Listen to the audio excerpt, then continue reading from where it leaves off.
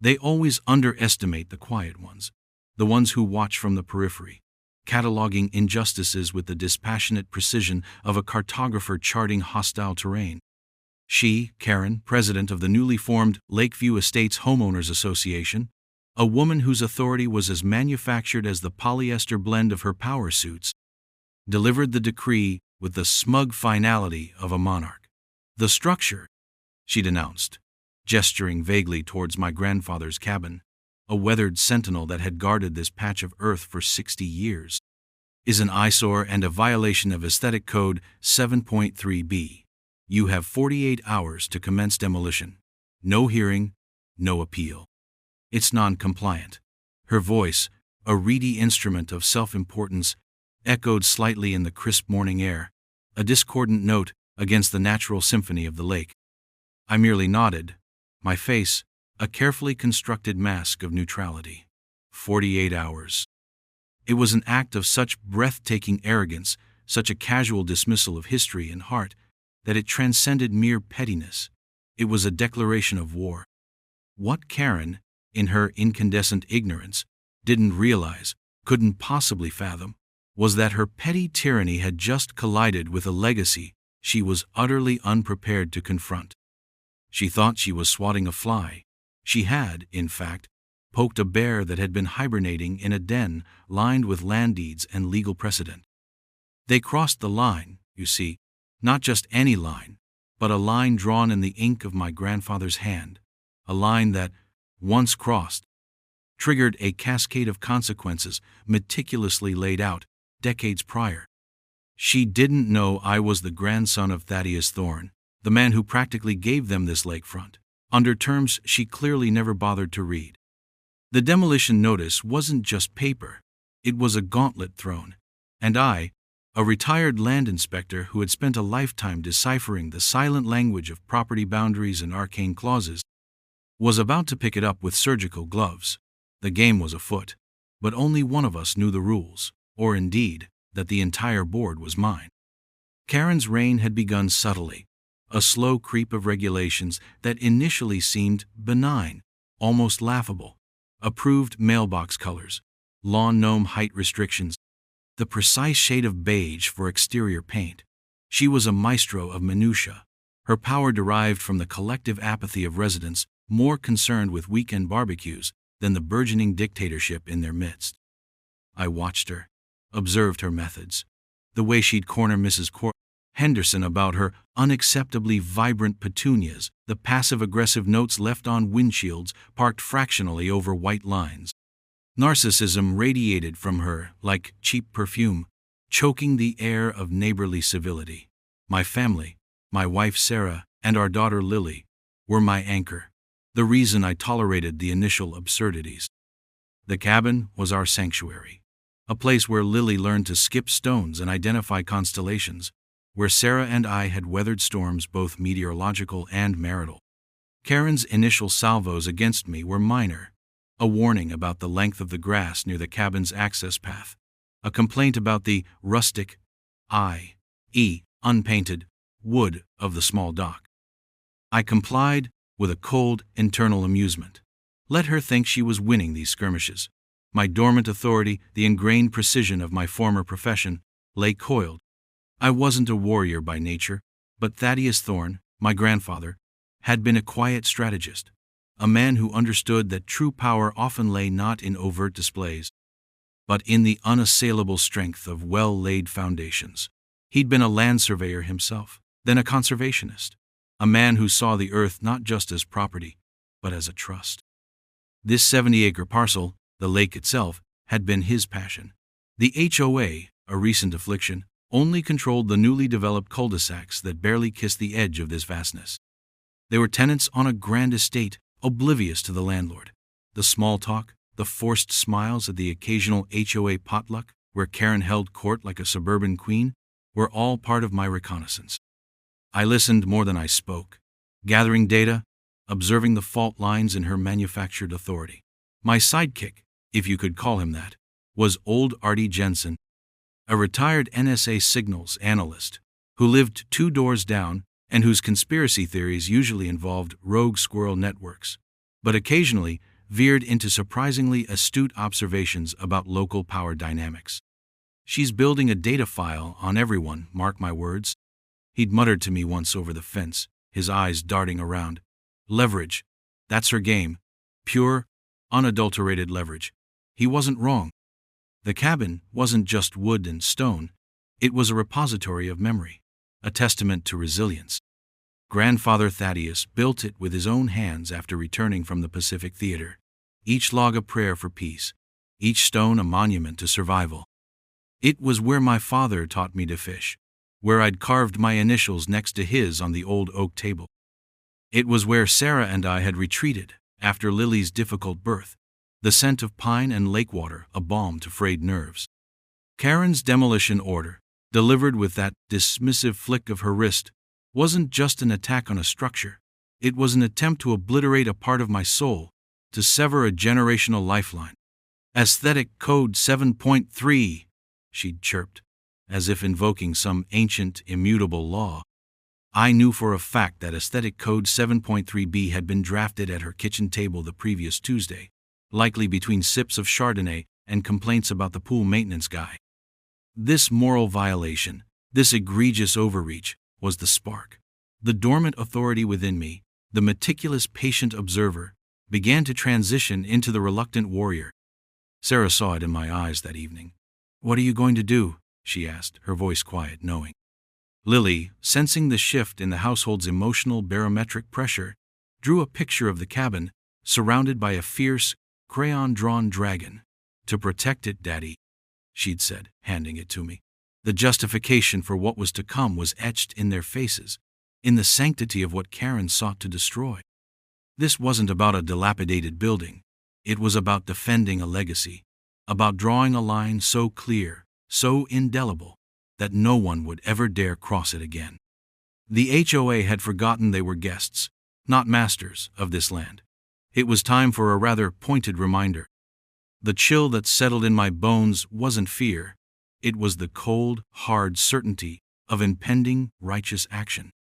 The emotional undercurrents, carefully suppressed for so long, were beginning to surge, seeking an outlet not in uncontrolled rage, but in calculated, devastating precision. The key, as it often is, lay buried in the archives, not of the HOA's flimsy, self-serving bylaws, but in the county recorder's office, and more intimately, in a fireproof safe in my study. Grandfather Thaddeus had been many things, but forgetful was not one of them. He was a man of foresight, of contingencies. I didn't find the lease so much as retrieve it from its decades-long slumber. The document itself was a masterpiece of legal foresight, drafted in 1988 by a law firm that specialized in long-term land agreements and ironclad trusts. A beautiful creamy vellum, the ink still sharp, the signatures bold.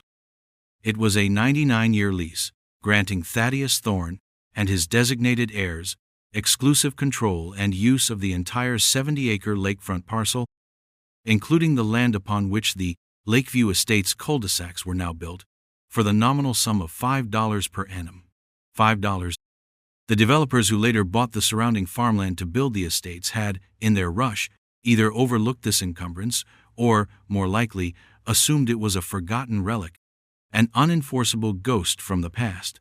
They, and by extension the HOA they spawned, had been paying their rent unknowingly, via a clause that allowed the county to collect and pass on the $5 from a fraction of their collective property taxes, a sum so minuscule it was lost in the rounding errors. Karen and her board, in their infinite wisdom, had never bothered with a title search that went back far enough. They didn't know who I really was in relation to this land. The status reveal wasn't going to be a dramatic unmasking. It was going to be the quiet, irrefutable presentation of fact. The lease contained several clauses, but one, in particular, shone like a beacon of legal retribution. Clause 17, Section D. Should the lessee, that was me, determine that the lessor, technically the original development company, whose obligations the HOA had effectively inherited through their master deed, or its assigns, are acting in a manner detrimental to the lessee's quiet enjoyment or designated historical preservation interests, on the demised premises. The lessee reserves the right to renegotiate the annual rent to current fair market value upon 30 days written notice. Fair market value. For 70 acres of prime lakefront. My lips curved into a smile that did not reach my eyes. The game had changed. The board was not only mine, I was about to flip it. My first call was to Marcus Henderson, no relation to the Petunia lady, but a semi-retired bulldog of a lawyer who'd once helped grandfather Thaddeus navigate some tricky zoning issues back in the 90s. Marcus had a mind like a steel trap and a profound distaste for bullies. When I laid out the situation, faxing him a copy of the 1988 lease, there was a long silence on the other end of the line, followed by a low whistle. "Thaddeus," he said, his voice tinged with awe. "That magnificent bastard. He always played the long game." Marcus agreed to review everything, pro bono, for the sheer pleasure of it. "This isn't just law, my boy," he chuckled. "This is poetry." Artie Jensen, my eccentric neighbor, proved unexpectedly useful. His paranoia, usually directed at government satellites, found a new, productive focus. Karen's HOA meetings. He buzzed, handing me a surprisingly well-organized USB stick. Minutes, budgets, even some rather spicy email chains I intercepted. Not that I'm admitting to anything, you understand. For research. The emails revealed Karen's increasingly desperate attempts to consolidate power, her disdain for due process, and, crucially, a complete lack of understanding of the master deed that governed the HOA's actual, limited authority over the land they occupied. They thought they owned it outright. They were, in essence, tenants with delusions of grandeur. The tactical ops metaphor wasn't lost on me. This was an intelligence-gathering phase. Marcus confirmed the lease was airtight, a thing of legal beauty. He helped draft the notice. We didn't need to be aggressive, merely factual. The power was in the document itself. Current fair market value, we researched. Appraisals for lakefront acreage in our county were astronomical. We settled on a conservative figure, one that was both defensible and utterly devastating. $500,000 per annum, payable monthly, commencing in 30 days.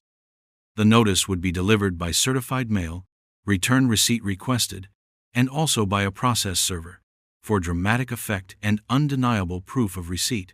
Step 1. Verify legality. Done. Step 2. Quantify the retribution. Done. Step 3. Draft the instrument of financial annihilation. Done. The emotional undercurrents were now a focused, cold river, driving the turbine of a meticulously constructed plan. The mask of neutrality remained, but beneath it, a grim satisfaction was taking root. This wasn't just revenge. It was a reassertion of order, a restoration of boundaries that Karen, in her hubris, had sought to erase. The process server, a stoic man named Fitzwilliam, who looked like he'd stepped out of a noir film, delivered the envelope to Karen personally during one of her meticulously scheduled neighborhood walkabouts, where she inspected for violations armed with a clipboard and a self-satisfied smirk. I watched from my porch, sipping iced tea, the picture Lily drew of the cabin taped to the window beside me. Fitzwilliam, bless his professional detachment, simply handed her the legal-sized envelope stated, "You've been served," and walked away. Karen, expecting perhaps another fawning resident or a minor complaint she could magnify into a crisis, looked momentarily confused. Then she opened it. Her face, a canvas of smug certainty moments before, went through a fascinating series of transformations. Puzzlement, then disbelief, a flicker of dawning comprehension, and finally, a spectacular eruption of incandescent rage. Her complexion went from its usual bland beige to a startling, blotchy crimson. The clipboard clattered to the pristine asphalt. I could almost hear her shriek from across the street, muffled by distance but unmistakable in its fury. The certified letter would arrive at the HOA's post office box the next day, a redundant but legally satisfying echo. Predictably, her first move was to try and rally her troops, or rather, her dwindling band of sycophants on the HOA board. Artie, whose research had apparently extended to placing a discreet audio bug in the community clubhouse, a fact he shared with a conspiratorial wink, assuring me it was, for archival purposes only, provided a gleeful, albeit heavily filtered, transcript of the emergency board meeting. $500,000? He's insane, Karen had apparently screeched. This is harassment. It's illegal. We'll sue him into oblivion. Her bluster, however, was met with a dawning panic from the treasurer, a nervous accountant named Peterson, who had actually bothered to glance at the copy of the $1,988 lease attached to my demand. Karen, he'd reportedly stammered, this looks legitimate. The signatures, the county seals. We might need to consult our attorney. My attorney, Marcus, had already anticipated this. He'd sent a courtesy copy of the lease and our rent demand to the HOA's legal counsel, a mid-tier firm known more for slip and falls than complex property law. Their advice to the HOA, as Artie later intercepted, was succinct: "You have a serious problem." The deadpan sarcasm I felt watching this unfold was a balm. Her petty tyranny, built on a foundation of ignorance and arrogance, was crumbling under the weight of a single, meticulously preserved document. The weaponized narration of that lease was proving far more potent than any shouted edict from Queen Karen. The 30 days stipulated in the notice ticked by with a relentless, cinematic cadence. Karen, after her initial explosion, adopted a strategy of defiant silence towards me, coupled with frantic, behind-the-scenes maneuvering.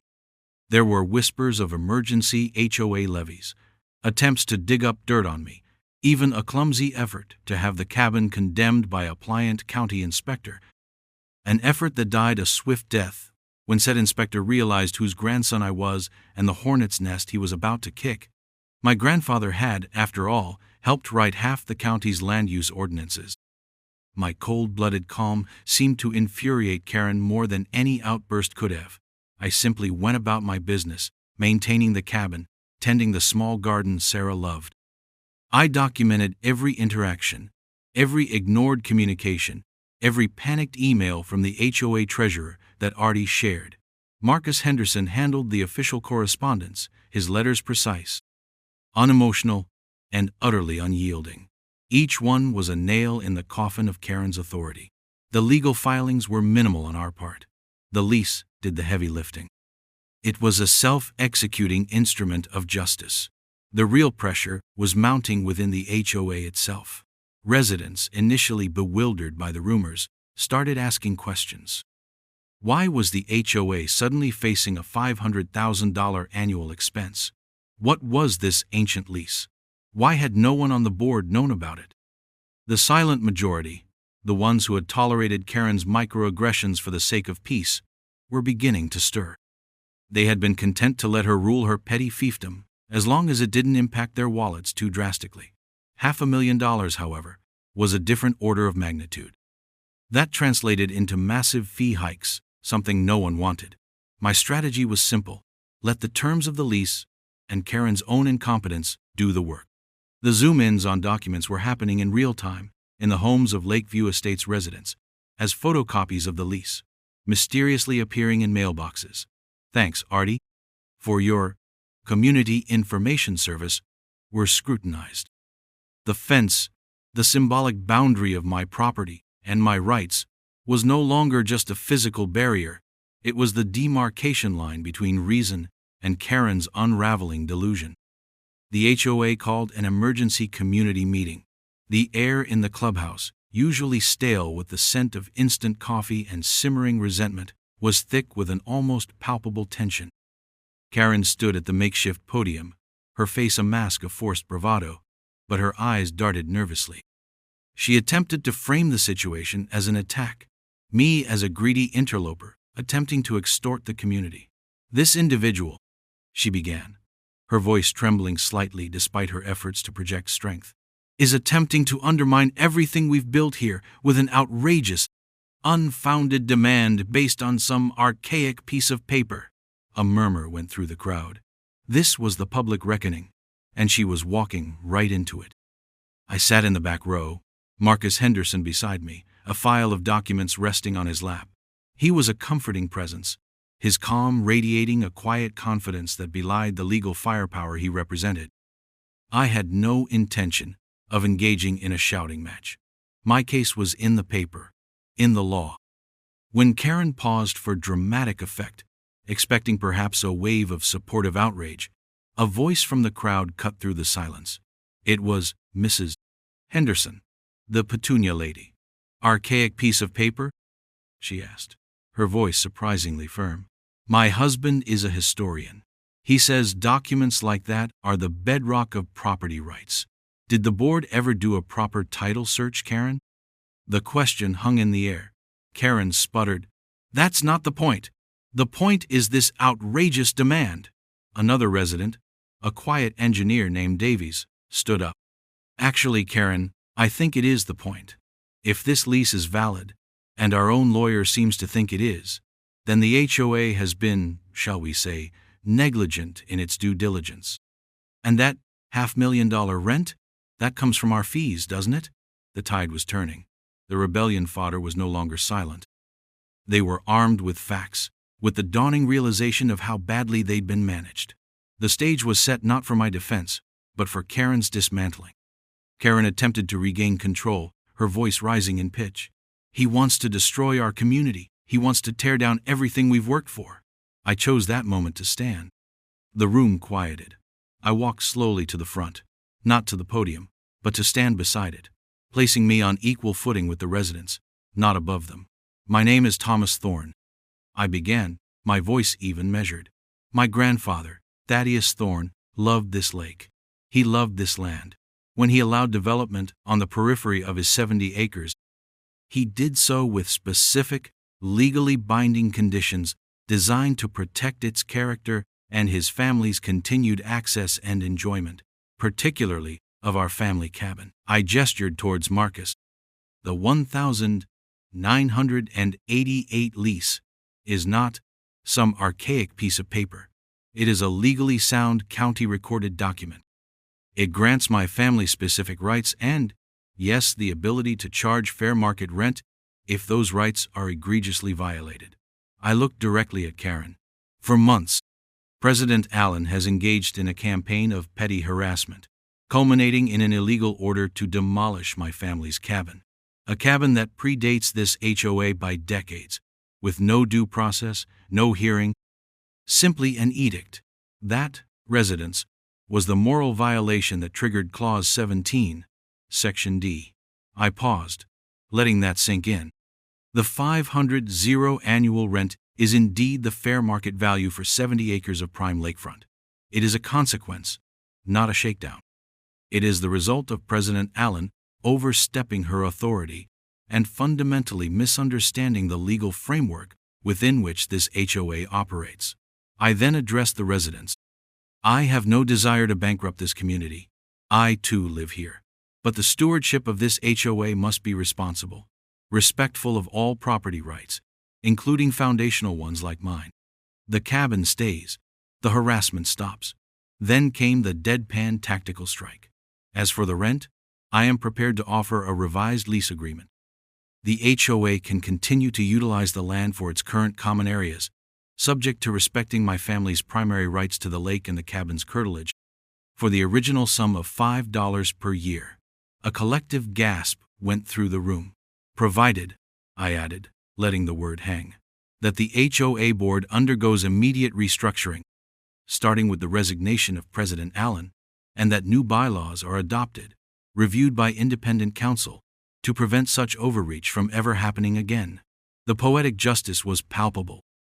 Karen's face was a ruin. The public embarrassment was total. She looked around for support, but found only stony faces.